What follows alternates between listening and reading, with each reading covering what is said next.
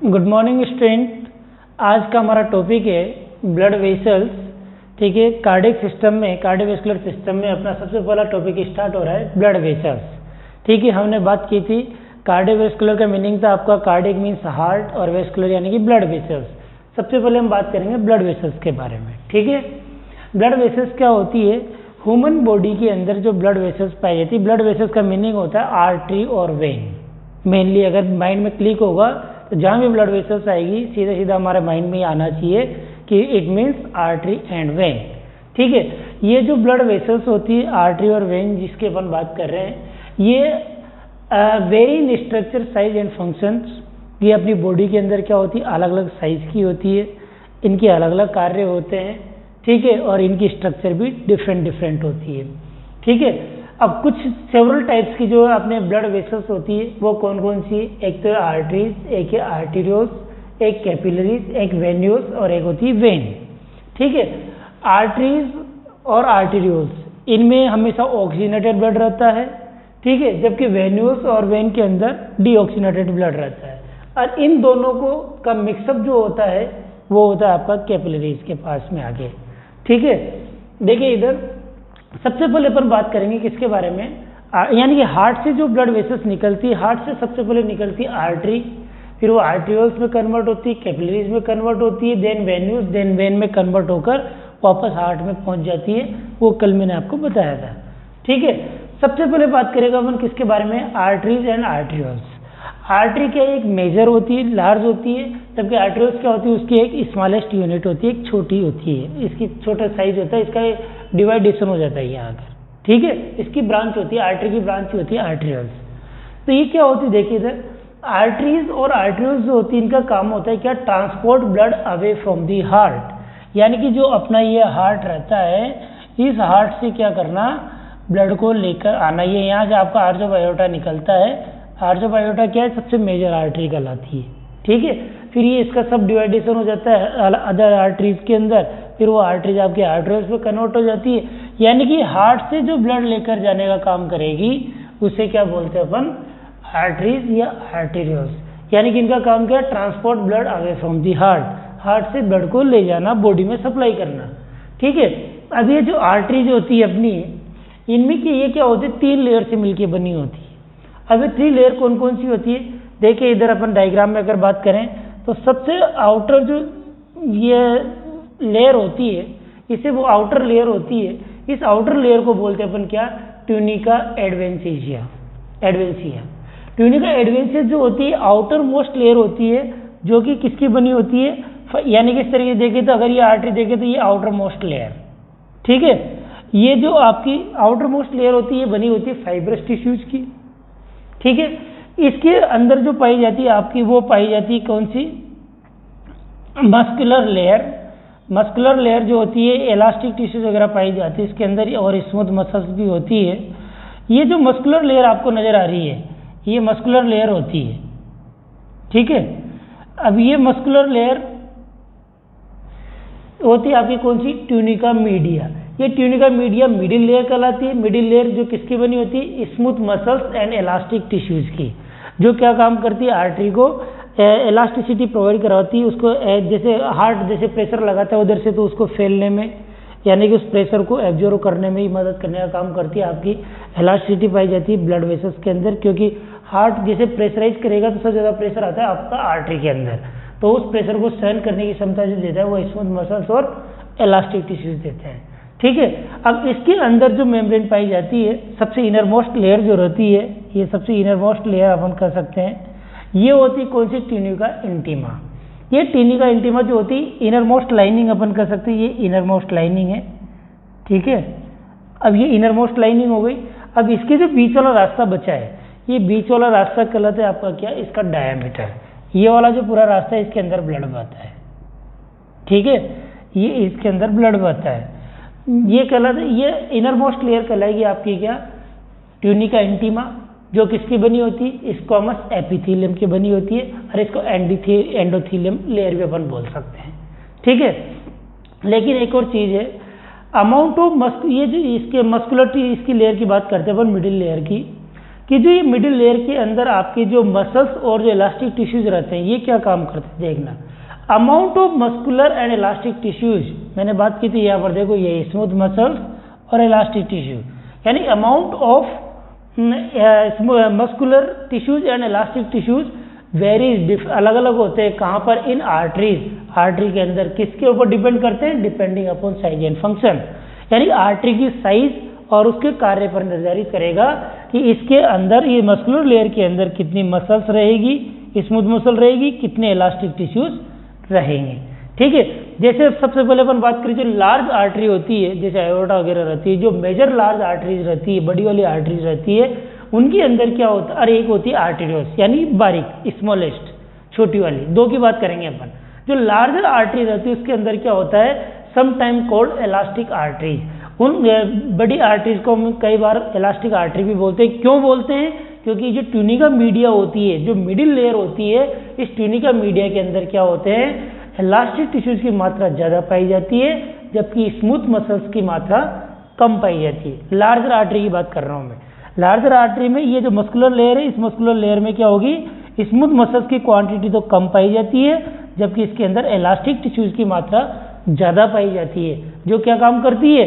इसका कार्य क्या है? उस केस में क्या होता है? ये allow stretch and absorb pressure. जैसे हार्ट आपका प्रेशराइज करता है, इधर से पंप करता है, तो ये क्या करता है? जो आर्टरी की दीवारों पर जो प्रेशर लगना चाहिए, ये जो प्रेशर लगेगा ब्लड का, उस प्रेशर को ये स्ट्रेच करती है, यानी कि ये इलास्टिसिटी मेंटेन कर लेती है और उस प्रेशर को एब्जॉर्ब कर लेती है। सही है? तो ये काम होता है किसका? लार्जर आर्टरी का। लार्जर आर्टरी में यानी क्या? इलास्टिक टिश्यू ज़्यादा पाई जाएंगे, स्मूथ मसल्स कम पाई जाती है। वैसे बात करें अपन नेक्स्ट कि आर्टेरियोल्स जो होती है, यानी स्मॉल आर्टरी की अपन बात करें, जो आर्टेरियोल्स होती है उसके अंदर क्या होता है? वो पूरी आर्टेरियोल्स के अंदर स्मूथ मसल्स पाई जाती है, इलास्टिक टिश्यूज नहीं। केवल स्मूथ मसल्स पाए जाते हैं जो क्या काम करते हैं? इलास्टिक टिश्यू नहीं होते हैं आर्टेरियोल्स में, ध्यान रखना। अब इसके अंदर इलास्टिक टिश्यू नहीं है तो अब इलास्टिसिटी मेंटेन होगी ही नहीं, यानी कि जितनी साइज उतनी रहेगी, इलास्टिसिटी मेंटेन नहीं होगी। तो ये क्या काम करती है? आपकी जो ब्लड वेसल्स का जो डायमीटर होता है, जो बीच का जो गैप होता है, इस गैप को मेंटेन करने का काम करती है कौन? ये स्मूथ मसल्स। अब इसके अंदर इलास्टिक टिश्यू नहीं है तो ये फैलेगी नहीं, ये फैलेगी नहीं तो क्या होगा? डायमीटर सेम रहेगा, यानी control the diameter of arterioles. Arterioles के डायमीटर को मेंटेन करने का काम करती है कौन? ये स्मूथ मसल्स। ठीक है, और ये प्रेशर से भी क्या फैलती नहीं है, इसी वजह से इनको क्या बोलते हैं? रेसिस्टेंस वेसल्स भी बोला जाता है। इनमें सहन करने की क्षमता होती है, इसीलिए इनको रेसिस्टेंस वेसल्स कहा जाता है। ठीक है, आर्टरी में नेक्स्ट पढ़ेंगे हम एनास्टोमोसिस एंड एंड आर्टरीज। क्या होता है? कुछ आर्टरी के बारे में पढ़ रहे थे हम, अलग अलग प्रकार की होती है। एक एनास्टोमोसिस क्या होता है, एक एंड आर्टरी क्या होता है। एनास्टोमोसिस क्या होता है कि ये भी एक प्रकार की आर्टरी होती है जो क्या काम करती है? That form A link between main artery supply an area, यानी किसी भी एक पर्टिकुलर एरिया को जो ब्लड सप्लाई कर रही है मेन आर्टरी, उसमें लिंक मेंटेन करने का काम करती है। जैसे कि arterial supply to the palm of hand, ये palm of hand, sole of the foot, पैर का सोल जो है, ब्रेन है, जॉइंट्स है, हार्ट मसल्स है। ये क्या यहाँ पर जो ब्लड सप्लाई की जा रही है वो कहलाता है आपका एनास्टोमोस। क्या होता है एनास्टोमोस का मीनिंग मैं बता देता हूँ आपको। तो जैसे क्या होता है, ये पाम ऑफ द हैंड की बात करें, यहाँ पर कई सारी आपकी ब्लड वेसल्स क्या कर रही है? ये ब्लड सप्लाई कर रही है पूरे पाम में। ठीक है, थंब में अलग, मिडिल फिंगर में, लिटिल फिंगर में, सब में ब्लड सप्लाई अलग अलग कर रही है। अगर बाई चांस किसी एक में ओक्लूजन आ जाता है, कोई रुकावट आ जाती है किसी भी कारणवश, तो क्या करती है कि इसका जो कार्य है, इसकी जो ब्लड सप्लाई है वो दूसरी वाली आर्टरी मेंटेन करना स्टार्ट कर देती है, जब तक कि ये डायलेट, तब तक इसको क्या करेगा? डायलेट होने का समय मिल जाता है। यानी किसी आर्टरी में ओक्लूजन अगर आ जाता है तो उसकी ब्लड सप्लाई क्या करती है? दूसरी वाली जो उसकी कोलेटरल जो आर्टरी होती है वो क्या करती है? ब्लड सप्लाई चालू कर देती है। और इसको बोलते हैं अपन क्या? इस प्रकार की जो एनास्टोमोसिस आर्टरी जो प्रोवाइड करवा रही है उसको बोलते हैं कोलेटरल सर्कुलेशन। और इसको बोलते हैं दूसरी वाली जो ब्लड सप्लाई, जो ब्लड वेसल्स जो ब्लड सप्लाई करेगी उसको बोलेंगे अपन क्या? Anastomosis artery. ठीक है, ये कोलेटरल सर्कुलेशन प्रोवाइड कराने का काम करती है। ये हो गया एनास्टोमोसिस। दूसरा आता है आपका क्या? And arteries. एंड आर्टरी क्या होता है एंड आर्टरी में किसी भी प्रकार का एनास्टोमोसिस नहीं होता है। जैसे कि ब्रेन का सर्कल ऑफ विलस, यानी जो ब्रेन को सप्लाई होती है, ब्लड सप्लाई जो होती है, central artery of the retina, retina की सेंट्रल आर्टरी। क्या होता है मैं बताऊं आपको कि इनमें क्या होता है, कोई अल्टरनेटिव ब्लड सप्लाई नहीं होती है। जैसे कि मान लो सर्कल ऑफ विलस में ये ब्लड सप्लाई आ रही है आपकी, अगर किसी एक पार्ट में ओक्लूजन आ गया है तो ये क्या हो जाएगा, ये पार्ट क्या हो जाएगा, जिस पार्ट में ओक्लूजन आया है जो आर्टरी उस एरिया में ब्लड सप्लाई कर रही है, उस एरिया के सेल्स और टिश्यू डेड हो जाएंगे, मर जाएंगे, लेकिन दूसरी वाली आर्टरी वहाँ पर ब्लड सप्लाई नहीं करेगी। ध्यान रखना, उसे बोलते हैं एंड आर्टरीज। ठीक है, जैसे ब्रेन का सर्कल ऑफ विलस जो यहाँ पर ब्लड सप्लाई के लिए बनता है, आपकी सेंट्रल आर्टरी ऑफ रेटिना है, यानी कि अगर उसमें कोई ओक्लूजन आ जाता है, किसी प्रकार की रुकावट आ जाती है, तो उस एरिया के सेल्स और टिश्यू डैमेज हो जाएंगे, लेकिन दूसरी वाली ब्लड वेसल्स वहाँ पर सप्लाई नहीं करती है। इसको बोलते हैं एंड आर्टरीज। ठीक है, आर्टरी एंड आर्टरियोल्स के बाद आती है अपनी क्या, कैपिलरीज। कैपिलरीज और सिनुसोइड्स क्या होते हैं, देखिए इधर। कैपिलरी जो होती है, smallest arterioles breakup into number of minute blood vessels called capillaries. जैसे मैंने बताया था, मान लीजिए ये आर्टरी है आपकी, ठीक है, ये आर्टरी क्या होती है, आगे सब डिवाइड होती है, ये सब डिवीजन होता जा रहा है, ठीक है, आर्टरियोल्स में कन्वर्ट हो गई। ये आर्टरियोल्स क्या होती है, वापस फिर सब डिवाइड होती है, ठीक है। इस प्रकार से इनका डिवीजन कंटिन्यू चलता रहता है, और ये क्या करती है, एक बारीक ब्लड वेसल्स का निर्माण करती है, जिन्हें अपन क्या बोलते हैं, एक माइन्यूट ब्लड वेसल्स का निर्माण करती है, जिन्हें बोलते हैं अपन क्या, कैपिलरीज। ठीक है, अब ये कैपिलरीज कहलाती है। अब इन कैपिलरीज की देखिए इधर, ये तो होगी आर्टरियोल्स और ये कैपिलरीज, ये कैपिलरीज पार्ट कहलाएगा। अब क्योंकि इधर से क्या हो जाएगा, यहाँ से ये वेन्यूज जुड़ना स्टार्ट हो जाएंगे, ये वेन्यूज जुड़कर इधर ये वेन का निर्माण करेंगे, यानी कि इधर वेन्यूज, आर्टरियोल्स, और इनको जो आपस में जोड़ने का काम करते हैं वो कहलाती है क्या, कैपिलरीज। ये कैपिलरीज जो होती है काफ़ी माइन्यूट होती है, काफ़ी पतली होती है। इनकी वाल की बात करें अपन, जो इनकी जो दीवारें रहती हैं कैपिलरीज की, वो दीवारें सिंगल लेयर ऑफ एंडोथीलियम की बनी होती है, यानी कि इसकी जो कैपिलरी की वाल है वो एंडोथीलियम लेयर की रहती है, थिन बेसमेंट रहता है, बिल्कुल पतली सी होती है। ये पतली होने के कारण क्या होता है, इसके थ्रू आसानी, यानी कि इजीली वाटर और स्मॉल मॉलिक्यूल्स जो होते हैं वो आराम से पास हो सकते हैं, यानी कि जो एक्सचेंज होता है आपका कोई न्यूट्रिएंट का गैसेज एक्सचेंज जो होता है वो इजीली हो जाता है, क्योंकि इनकी लेयर क्या होती है, पतली होती है।